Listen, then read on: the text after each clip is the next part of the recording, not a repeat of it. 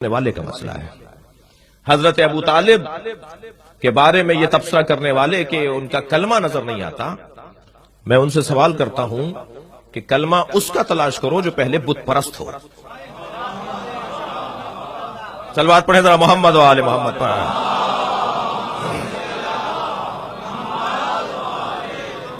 پہلی بات تو یہ کہ کلمہ اس کا تلاش کیا جائے جو پہلے بت پرست رہا ہو۔ ہر قریش کے قبیلے کا ایک بت تھا خانہ کعبہ کے اندر، ہر قبیلہ قریش کے کسی بھی ہر قبیلے کا ایک بت ضرور تھا۔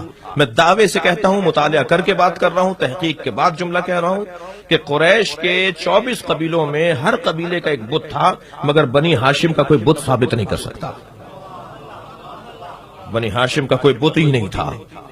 اور میرے مولا علی سے جب کسی نے پوچھا کہ یا علی،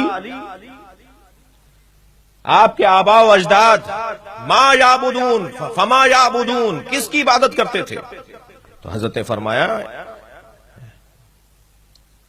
ما عبد ابی و جدی عبد المطلب ولا ہاشم ولا عبد مناف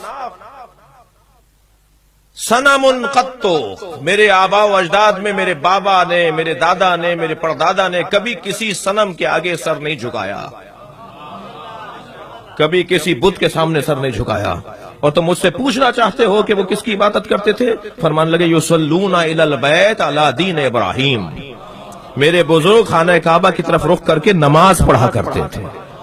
اللہ اکبر، نماز پڑھا کرتے تھے میرے بزرگ دین ابراہیم کے مطابق۔ ہمارے ہاں کوئی بت نہیں تھا۔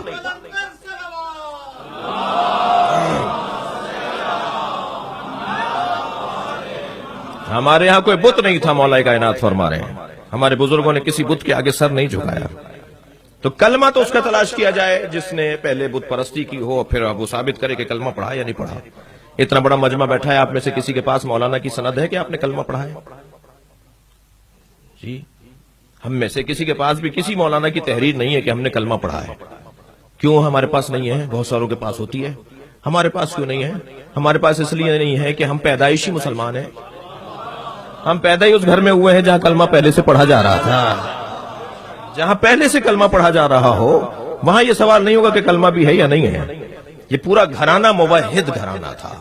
اور یہ بات تو بہت چھوٹی ہے عزیزان گرامی جو میں نے اب تک کی، مجھے معاف کریں گے حضرت ابو طالب، یہ بہت کم بات ہے جو ان کی شان میں کی جائے جو میں نے اب تک کی ہے۔ اصل بات تو یہ ہے کہ حضرت ابو طالب کی اگر عظمت تلاش کرنی ہے تو حضرت ابو طالب کے ایمان پر بات کرنا میرے نزدیک حضرت ابو طالب کی شان میں قومی کوتاہی ہے، توہین ہے۔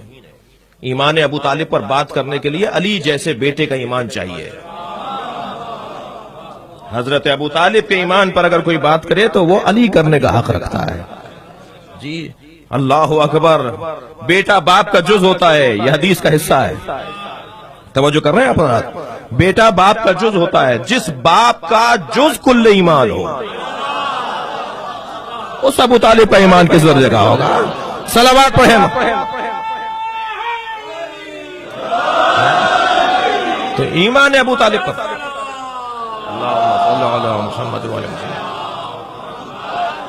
ایمان ابو طالب پر بات نہیں ہونی چاہیے۔ ایمان ابو طالب پر بات کرنا حضرت ابو طالب کی شان میں کمی کوتاہی کرنا ہے۔ پھر کیا کرنا چاہیے؟ کس موضوع پر بات کریں؟ ایمان ابو طالب پر بات نہیں، مقام ابو طالب پر بات ہو رہی ہے، عظمت ابو طالب پر